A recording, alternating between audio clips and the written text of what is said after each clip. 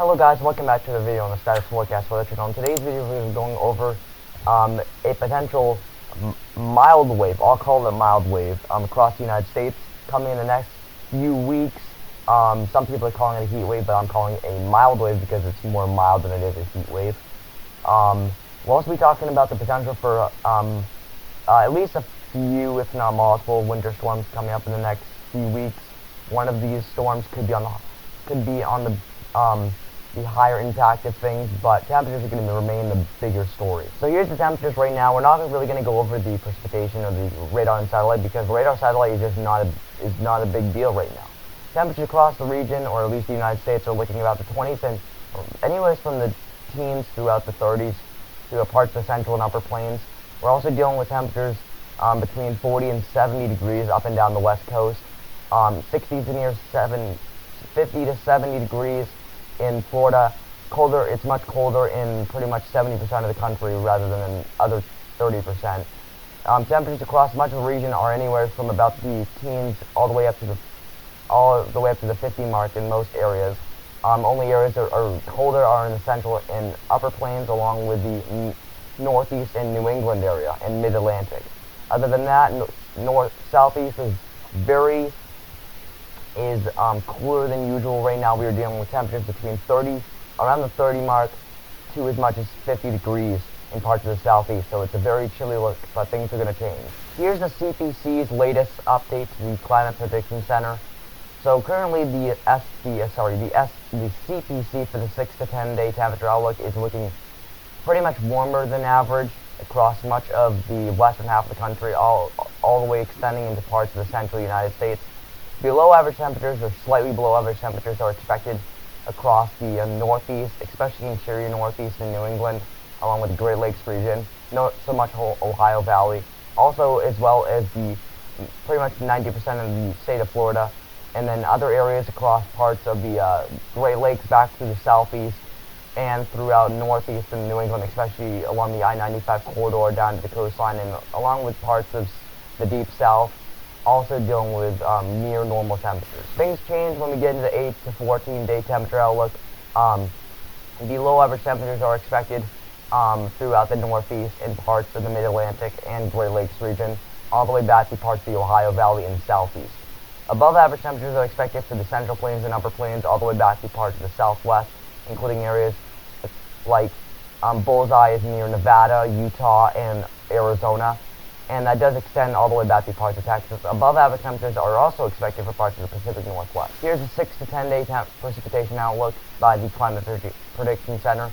The above average precipitation is expected for the Upper Plains, Great Lakes region, Northeast, and New England. And the bullseye for the above average precipitation does seem to be in areas across the northeastern half of New York, New Hampshire, and Vermont, as well as Maine and a sliver of northeastern Massachusetts. We also have below average precipitation expected for the parts of the southeast, all the way back to parts of the southern plains and central plains, all the way back to parts of western half of the country. And bullseye does seem to be in parts of Idaho, Oregon, Utah, Colorado, Nevada, Arizona, New Mexico, and California. And above average precipitation is also expected for parts of the southwest, including areas in southwestern Texas and southeastern parts of New Mexico.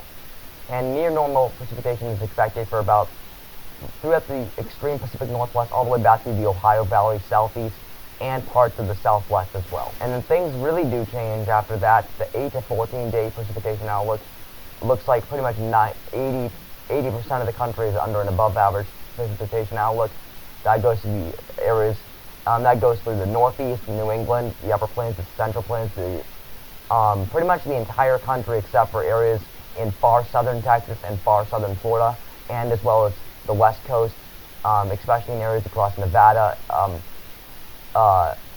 Idaho, Oregon, Washington, as well as California. And then there is a below average precipitation chance for the west coast and areas across northwestern California, western Oregon, and western Washington. And the 3 to 4 month outlook does have a major uptrend in the warmth coming. That's going to be throughout spring, so that's pretty typical for that time of year.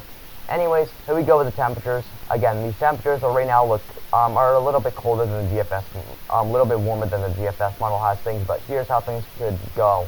It looks like through Saturday into Monday, the warmth really starts to build in the south, but it eventually creeps all the way up into the northeast, and then the heat wave or the mild wave, I'll call it, through Tuesday just erupts and just completely flips what we've been going through this entire winter with just Arctic blast after Arctic blast after Arctic blast. It looks like we're finally going to get a break from it next Tuesday, and that warmth wants to stick around a little bit longer before cold air will eventually take over. But honestly, to me, it looks like the warmer days would be Monday, Tuesday most definitely, and then Wednesday probably will be the warmest day of them all, and Thursday and Friday and Saturday all the way through Monday, and then finally cold air starts to build back in. So yeah, that's how that looks. Or mid to late winter thaw is probably arriving pretty soon. So with the European model, it definitely is more aggressive with it, but just look at these temperatures, honestly, it's quite impressive.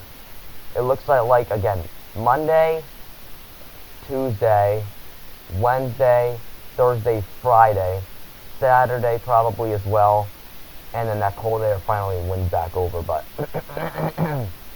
not before another area of low pressure probably drives this warm air all the way up the eastern seaboard once again, where temperatures could easily overrun 50 degrees in parts of southern New England before cold air does seem to want to take back over. So along with that, there's always a chance for some storms. So again, it looks quiet. We might have a few showers and thunderstorms throughout parts of Texas and Louisiana coming up this weekend. I don't think it would be much of a severe weather threat. And then southern Florida probably would get some heavy rain from that as well. And then maybe a little bit of a clipper system moving through the Great Lakes region and through Canada and back through Maine with maybe some light, steady snow showers and mixed bag of precipitation, including sleet, freezing rain, and possibly even just plain rain.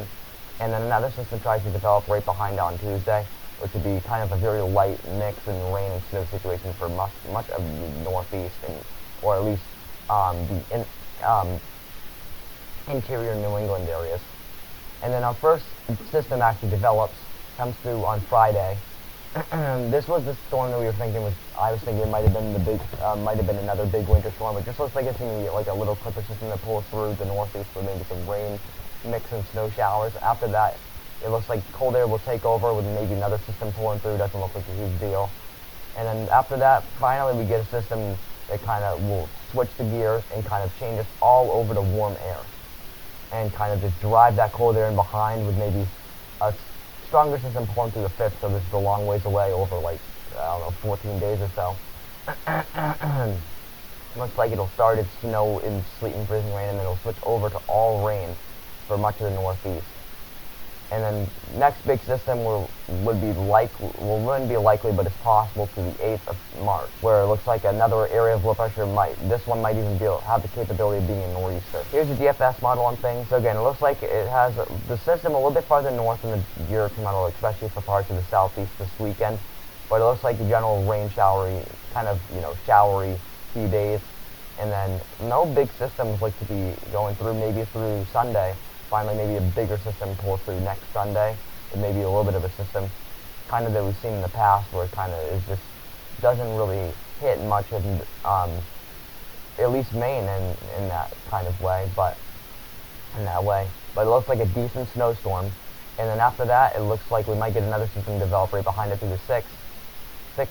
And then, yeah, no big storms like to be on the horizon. So first we'll go through the snowfall accumulation, and then we'll go through the rain, and then we'll actually go through the ice accumulation, because it looks like there's going to be some pretty significant icing from some of these storms.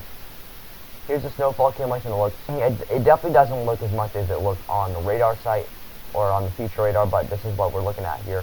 So again, Pacific Northwest and California will be hit the hardest, while Northeast will get just those little clipper systems that pull through maybe a few additional snowstorms.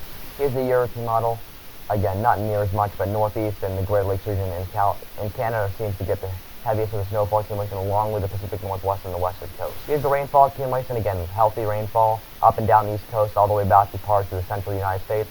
And then the West Coast looks to get on some really beneficial rainfall as well, since they've been in some pretty significant droughts.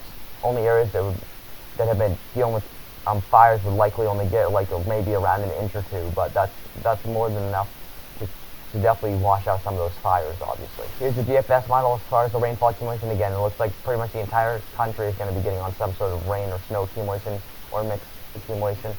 But it looks like southeastern California, southern Arizona, and southern New Mexico would likely get on some beneficial rainfall accumulation, as well as the western half of the far western parts of Texas. Here's the icing accumulation.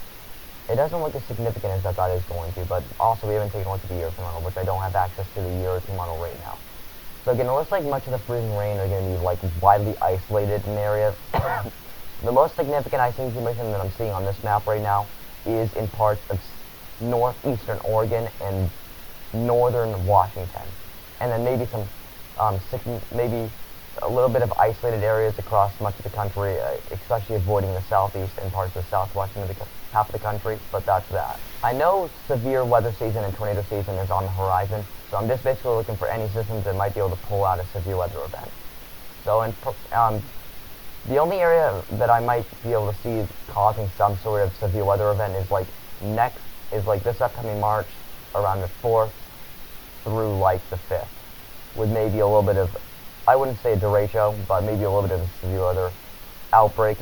I don't think it'd be anything significant, but it might be able to drive some sort of severe weather threat. That's just the GFS model. That's the year-old model. But here's the GFS model. Again, I'm not seeing anything in the next, several weeks that would cause any severe weather. Maybe 1 through the 2nd of March through parts of the southern states, especially the deep south, where a little bit of an area of low pressure kind of, it almost looks like kind of a negatively tilted trough, but I don't think it is. It doesn't look like it to me. With maybe a little bit of severe weather threat in parts of the south, but that's really it. It doesn't look anything significant, in my opinion.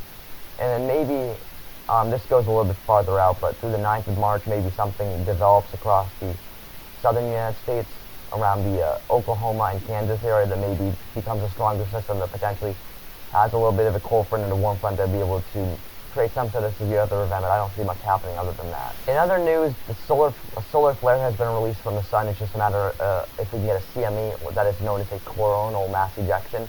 It looks like not too long ago today, actually, today we got an M3.39, which is right around between a R1 and R2 storm, which is basically a geomagnetic 1 to 2 storm, but that's also depends on if we have a coronal mass ejection, which we can take a look at as well. So we have had a CME. The time is around 9:24 a.m.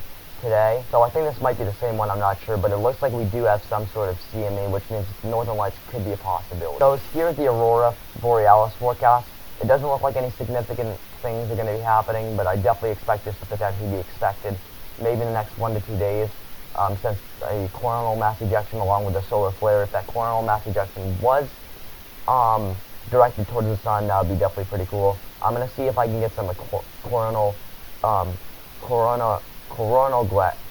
to see if we can take a look at that. So here we're taking a look at the coronal graph. This was on the 20th. We have a little bit of solar flare that CME that was released. I think this is on the, I don't think this is directed towards the sun, or it might be, it depends on, I think this actually might be directed towards the sun. You'll see it right here, there's a little burst of energy that pulls through.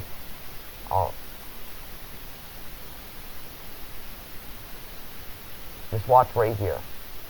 Right there, there's your CME right there, there's your coronal mass ejection. And then we have another one from the other side as well, which looks even more significant. And then you have another one on the southeastern side of it as well. So this is definitely something to look forward to. Well, that's the end of this video. Hope you guys did enjoy this video. If you guys did enjoy this video, make sure to like and subscribe. And as always, stay safe out there, and we'll see you in the next one. Bye.